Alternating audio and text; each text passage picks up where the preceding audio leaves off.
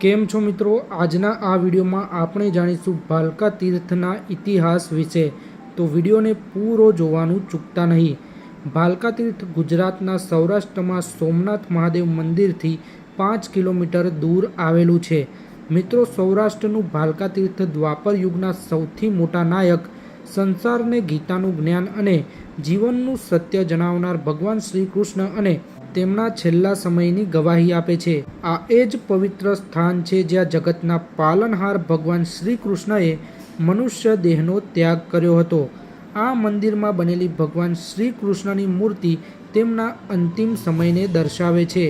આ મંદિરનું નામ ભાલકા તીર્થ મંદિર એટલા માટે પાડવામાં આવ્યું કારણ કે આ એ જ સ્થળ છે જ્યાં ભગવાન શ્રી કૃષ્ણને ભાલો વાગ્યો હતો।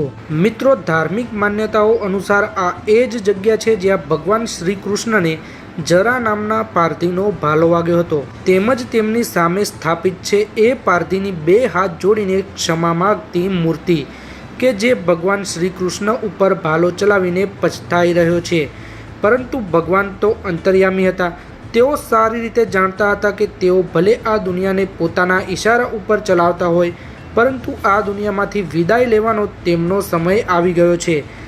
ત્યારે જ ભાલો ચલાવનાર પારધીને પણ તેમને માફ કર્યો હતો।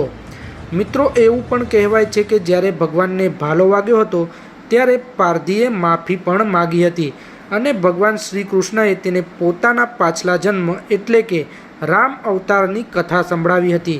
તેઓ કહે છે કે ત્રેતાયુગમાં ભગવાન રામે રાજા સુગ્રીવના ભાઈ વાલીને ઝાડ પાછળથી છુપાઈને બાણ માર્યું હતું, પરંતુ તેની પીડા જોઈને ભગવાન રામે એવું વચન પણ આપ્યું હતું કે તે આવતા જન્મમાં પારધી બનશે અને તેના જ તીરથી મૃત્યુ પામી અને તેઓ તેમના આ કર્મનો ત્યાગ કરશે।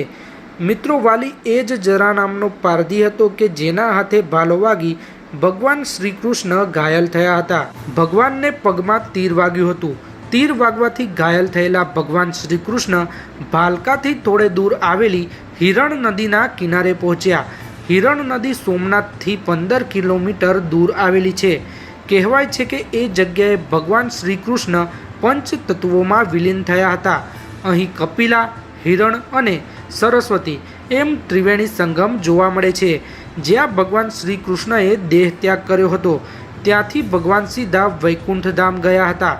પરંતુ હિરણ નદીના કિનારે આજે પણ ભગવાનના ચરણોના નિશાન રહેલા છે।